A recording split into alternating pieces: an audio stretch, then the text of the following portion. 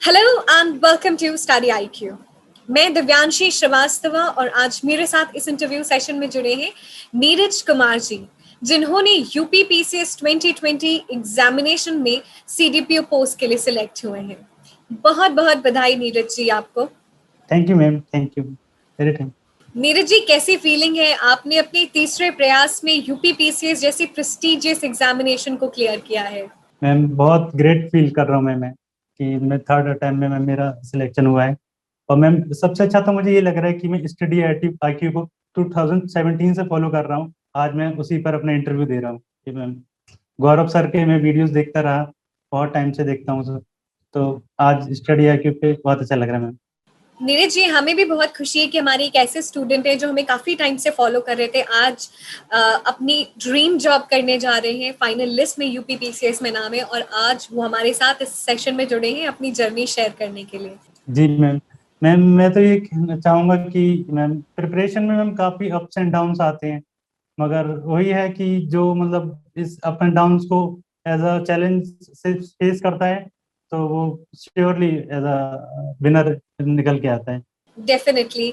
और ये एग्जामिनेशन इतनी टेस्टिंग होती है कि अप्स एंड डाउन्स के लिए तो आपको रेडी होना ही पड़ेगा, जो भी एस्पिरेंट है।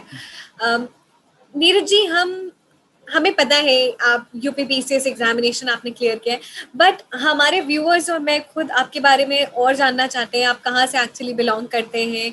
आपने क्या एजुकेशनल क्वालिफिकेशन आपका रहा है? मैम मैं यूपी के बरेली जिले से बिलोंग करता हूँ। मैम मैंने बीए किया है बरेली कॉलेज बरेली से और एमए किया है बरेली कॉलेज बरेली से। और मैम इसके बाद में मैंने यूजीसी नेट भी क्वालिफाई किया है। और मैम इसके अलावा मैंने और सीडीएस एग्ज़ाम 2 बार क्लियर किया है।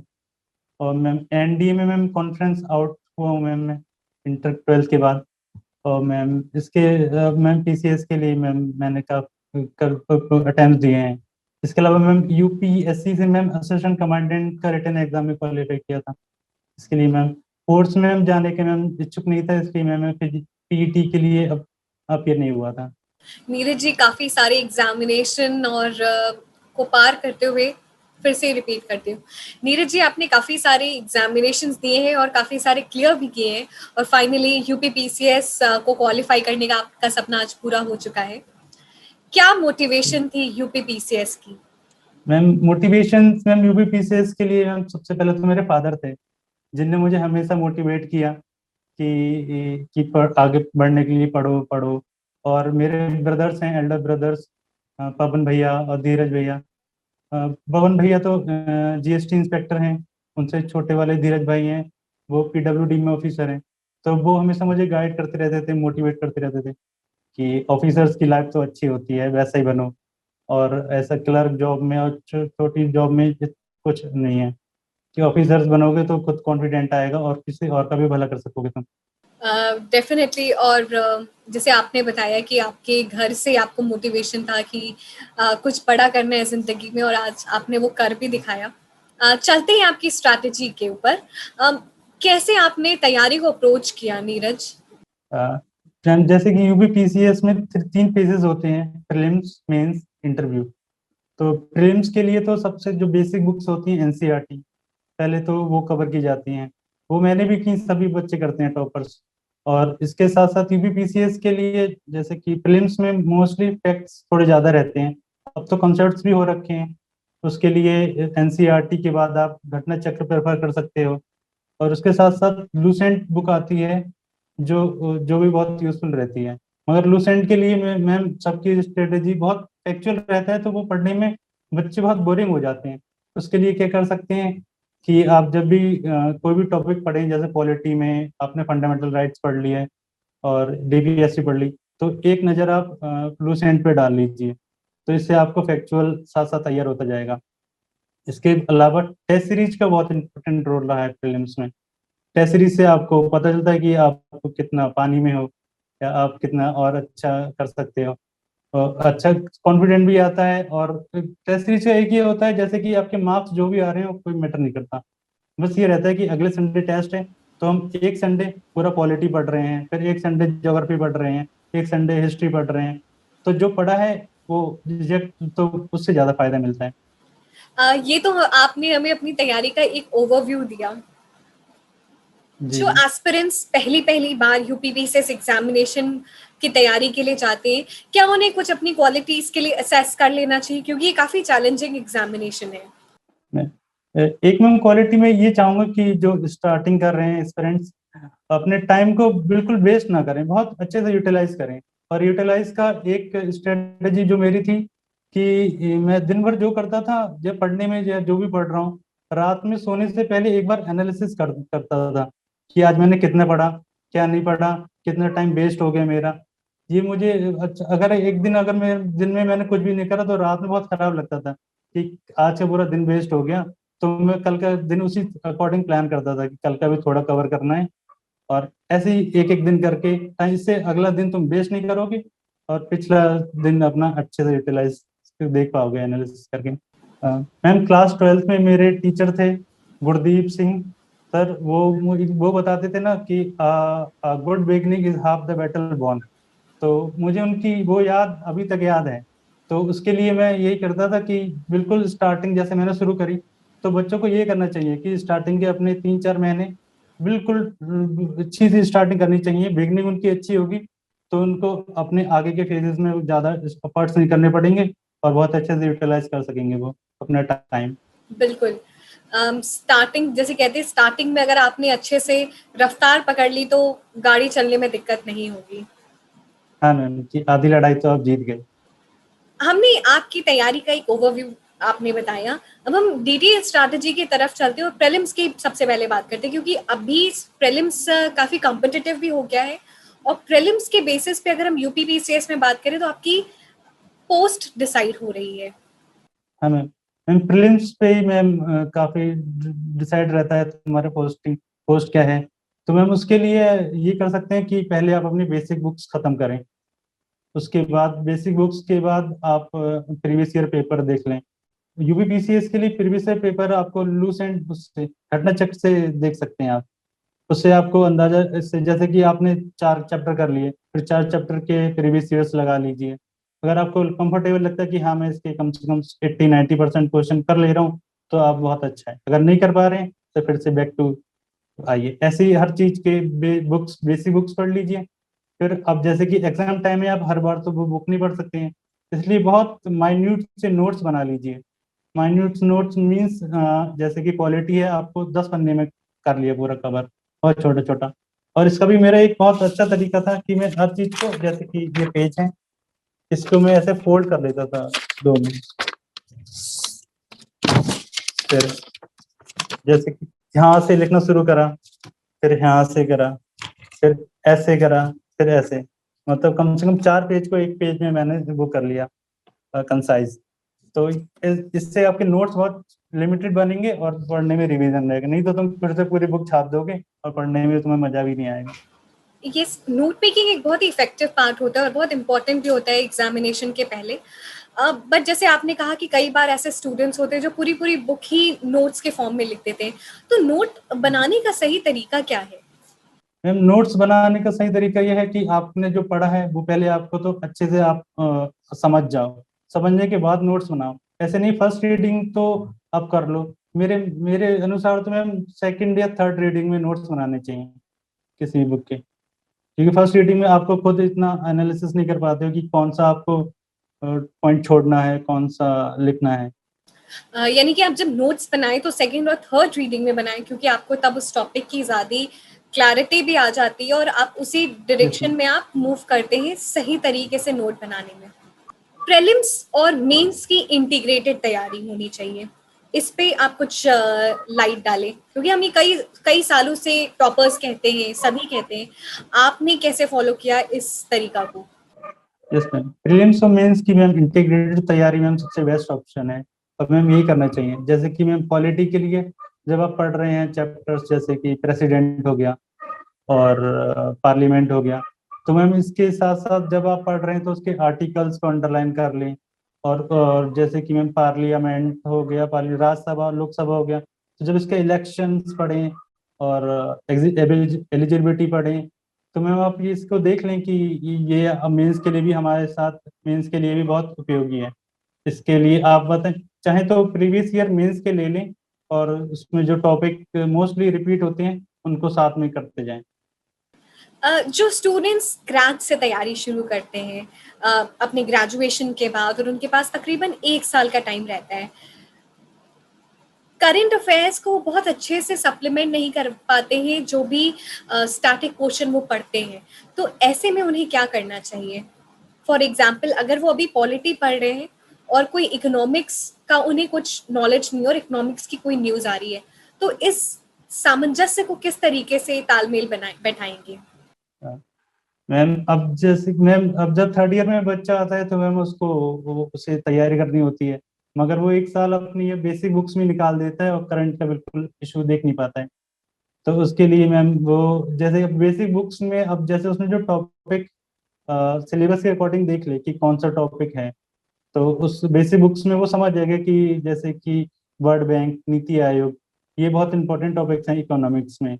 और न्यूज़पेपर अगर वो पढ़े तो उसमें अगर ये टॉपिक आ रहे हो तो उसके जो इम्पोर्टेंट फैक्ट्स हैं उनको नोट डाउन कर ले। ऐसे में वो इकोनॉमिक्स में भी अपनी पकड़ रख सकता है। आरबीआई की मॉनेटरी पॉलिसी और repo rate, reverse repo rate, ये बेसिक कॉन्सेप्ट करंट से ही मैम उसके अच्छे हो जाते हैं। आंसर राइटिंग एक बहुत इंपॉर्टेंट हिस्सा होता है, तो किस तरीका कब आपने आंसर राइटिंग लिखना शुरू किया और क्या क्या एलिमेंट्स आपके आंसर में मैंडेटरीली रहते थे? आंसर राइटिंग में मैंने मैम थोड़ा मेरा मैम इसमें वो क्योंकि तो 2018 में मैंने इंटरव्यू दिया था, तो उसमें मुझे लगता है कि मेरी आंसर राइटिंग में पकड़ कम थी इसलिए मेरा रह गया। मगर अब मैं बता सकता हूँ कि आंसर राइटिंग मेरे कहाँ कहाँ कमी थी, क्योंकि मैम जो फेल होता है वो ही अच्छे से बता सकता है कि कहाँ कमियाँ हैं। तो आंसर राइटिंग में जो जो चीज़ें होनी चाहिए, सबसे पहले तो आपको सिलेबस पे अच्छी पकड़ होनी चाहिए, क्योंकि आप जब भी न्यूज़पेपर खोलें तो आपको पता होना चाहिए अच्छा ये तो इस सिलेबस का पार्ट है, ये GS 3 का है, GS 4 का है। सेकंड चीज कि आंसर राइटिंग के लिए सिलेबस में जो भी पॉइंट्स दिए हैं उसकी आपको वो एक बेसिक डेफिनेशन पता हो। जैसे कि सेल्फ हेल्प ग्रुप है, उसके आपको डेफिनेशन पता हो, उसके 3 या 4 पॉजिटिव पता हो, नेगेटिव पॉइंट्स पता हो, और इतना हो। और इसके अलावा आंसर राइटिंग के लिए एक जरूरी चीज होती है टेल वर्ड्स।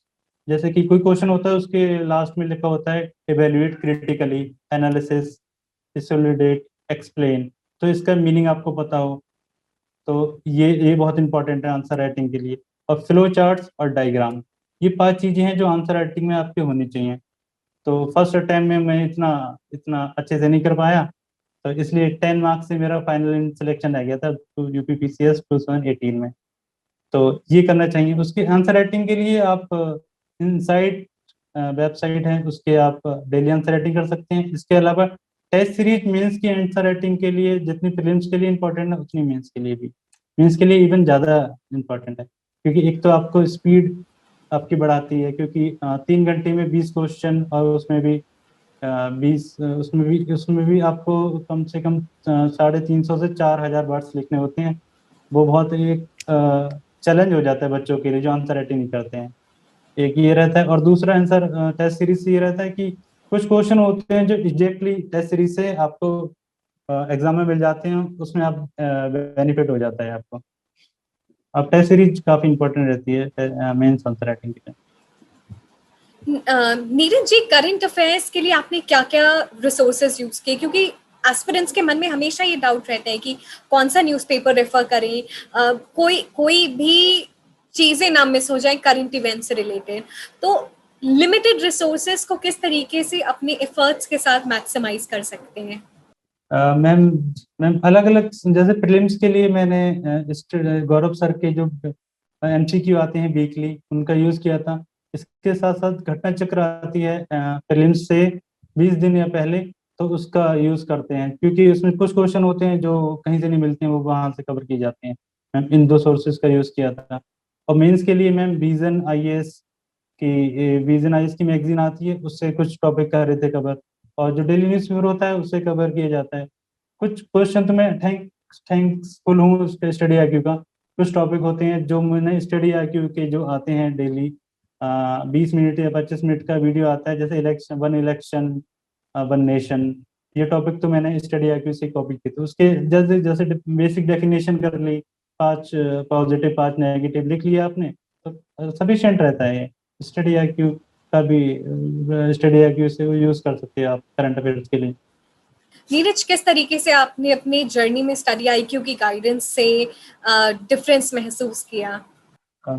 मैम स्टार्टिंग में प्रीलिम्स से ही मैम मुझे प्रीलिम्स से मैम मेरा जब 2017 में नहीं हुआ तो मैंने लगा कि कहाँ कमी रह गई, कहाँ कमी रह गई। फिर मैंने जब गौरव सर के वीडियोस देखे करंट अफेयर के, तब मैंने देखा कि ये तो वही क्वेश्चन है जो पेपर में आया, ये भी वही है, ये भी वही है। तब से मैंने 2017 से फॉलो करना शुरू कर दिया। फिर मैंने काफ़ी एग्जाम प्रीलिम्स निकाले मैम। यहाँ से मुझे लगता है स्टार्टिंग मेरी स्टडी आईक्यू से हुई है। नीरज, आपने 3 अटेम्प्ट दिए हैं। क्या जी डिफरेंस था इस अटेम्प्ट में पिछले अटेम्प्ट्स के मुकाबले कि आपका फाइनल लिस्ट में से आज नाम है? मैम इस लिस्ट में मैम नाम के लिए मैम मेरे पहले जो अटेम्प्ट फेल थे उनसे भी मैंने जो कुछ सीखा, और जो जो मैंने मैम सेल्फ एनालिसिस करी मैम, वही इस अटेम्प्ट में मुझे अलग लगा। ये मैम मुझे अलग खड़ा कर दिया उसने अटेम्प्ट, मेरे प्रीवियस अटेम्प्ट्स ने। आपने अपनी गलतियों को पहचाना, और ये बहुत जरूरी है क्योंकि जब तक हम सेल्फ हम्म। इंट्रोस्पेक्शन नहीं करते तब तक हमें नहीं पता कि हम कितने हमें इम्प्रूवमेंट करनी है। नीरज, आपसे जानना चाहेंगे आपका interview experience. Ma'am interview experience तो मैम बहुत अच्छा रहा, क्योंकि उससे पहले मैम काफ़ी मॉक्स दे रखे थे। तो इंटरव्यू में मैम एक चीज मैं कहना चाहूंगा, इंटरव्यू के लिए मैम बच्चे जो अपनी हॉबी के लिए बिल्कुल टाइम नहीं दे रहे हैं, वो एक बार देख सोच लें अपने आप को, क्योंकि इंटरव्यू में मैम बहुत अफेक्ट करता है। क्योंकि मेरे साथ ऐसा ही हुआ था। 18 में मेरी हॉबी कुछ और थी मैम, उसके लिए जैसे मेरा था रोड सेफ्टी अवेयरनेस था। तो पैनल मेंबर ने मुझसे कहा था कि ये तो कोई हॉबी नहीं हुई, हॉबी तो वो होती है जो आप अकेले में कर सको, रोड सेफ्टी के लिए आपको तो 3-4 लोगों को चाहिए होगा। फिर जब इस बार 2020 मेंस का रिजल्ट आया, तो मैंने अपने भाई को फोन करा, भैया हॉबी बदलनी है। मैंने कहा 20 दिन 18 दिन रह गए हैं और तुझे हॉबी बदलनी है, ऐसे कैसे होगा? तो कह रहा नहीं। तो उन्होंने कहा सोचो। अब तुम्हें बताएं, हॉबी का तो ये होता है कि आपको खुद सोचना रहता है कि आपको क्या लेनी है, क्योंकि आपकी हॉबी है। तो फिर क्या था, फिर जैसे कि मुझे इंटरेस्ट था कि पर्सनैलिटीज के बारे में जानना, जैसे सुभाष चंद्र बोस, इसीलिए मेरा ऑप्शनल भी हिस्ट्री है। तो मैंने सोचा अब यही हॉबी होगी मेरी, reading about biographies and autobiographies. तो 18 दिन थे, तो अब फिर मैंने एक सर से बात करी, उन्होंने कहा तुम अब 3-4 दिन तुम्हारे आने जाने में लग जाएंगे, तो तुम कितनी बुक्स पढ़ लोगे? तो उसके लिए मैंने ऑडिबल ऑडिबल एक प्लेटफॉर्म होता है, उसमें ऑडियो बुक्स परमिट्स में आप बुक्स पढ़ सकते हैं। फिर मैंने डेली 3-4 बुक्स सुननी शुरू करी। तो फिर 10 दिन में कम से कम 40-50 बुक्स पढ़ ली, मैंने कहा शायद सफिशिएंट हो जाए। तो फिर मैं मॉक इंटरव्यू दिए, तो वहां पे पता चला कि इस हॉबी से क्या क्या क्वेश्चन हो सकते हैं। तो वहां से पता चला कि एक क्वेश्चन था कुछ मॉक का, कि जो बायोग्राफर होता है उसका क्या इम्पैक्ट पड़ता है। तो यार ऐसा तो कभी सोचा भी नहीं था कि ऐसा भी क्वेश्चन हो सकते हैं। क्योंकि फिर मगर ये रहा कि मॉक इंटरव्यू में इतने मॉक इंटरव्यू दिए कि आपको पता चल गया कि क्या क्वेश्चन बन सकते हैं आपकी हॉबी से। तो इसका एडवांटेज मुझे रहा। तो यही एक फनी पार्ट था मेरे इंटरव्यू का इस टाइम। या आपने हमारे जो व्यूअर्स हैं उनको एक ट्रिक बता दी है कि किस तरीके से आप अपनी हॉबी को प्रिपेयर कर सकते हैं, और शायद ये बहुत इंपॉर्टेंट भी है क्योंकि हॉबी एक बहुत ही ट्रिकी पार्ट हो जाता है। जी नीरज जी, इस अटेम्प्ट से अगर हम 3 क्रिटिकल पॉइंट्स आपसे जानना चाहें तो वो 3 क्रिटिकल पॉइंट्स क्या हैं? मैम एक तो मैम जो क्रिटिसिज्म्स होते हैं, जैसे कि कोई भी पड़ोसी रिश्तेदार जो क्रिटिसिज्म्स कहते हैं उसको एक्सेप्ट करो और फेस करो, और ऐसे यूज करो कि अपने मोटिवेटर के लिए, कि ये लोग कुछ कह रहे हैं तो क्यों कह रहे हैं, इनका मूव ऑन करना है। ऐसा नहीं, मतलब अच्छा है कि कोई क्रिटिसाइज नहीं करेगा तो तुम अपने आप को एनालिसिस नहीं करोगे। तो मैम सेकंड चीज कि आप एनालिसिस करो अपने टाइम को, कि कहाँ वेस्ट कर रहे हैं, कहाँ इसका यूटिलाइज करना चाहिए। और जब भी आप बहुत लो फील करो, तो ऑलवेज रिमेम्बर दैट कि why you start to prepare this, तो you will automatically motivate yourself. कुछ मैसेज, कुछ टिप्स देना चाहते हो उन एस्पिरेंट्स को जो इस एग्जामिनेशन की तैयारी कर रहे? मैं ये कहना चाहूंगा कि जो जब सिलेक्शन हो जाता है ना, तो जो खुशी आपके पेरेंट्स के चेहरे पे होती है, बस उसी के लिए पढ़ो आप। बाकी तो पैसा और सब कुछ हो जाता है। Thank you so much Neeraj ji हमारे साथ इस इंटरव्यू सेशन में जुड़ने के लिए। अपनी जर्नी आपने शेयर की और मुझे लगता है बहुत सारे एस्पिरेंट्स आपकी टिप्स एंड सजेशंस को लेंगे and we are very happy कि हमारा एक स्टूडेंट जो हमें कई टाइम से फॉलो कर रहे थे आज यूपी पीसीएस की फाइनल लिस्ट में है। Thank you so much and we wish you all the very best. Thank you ma'am, thank you.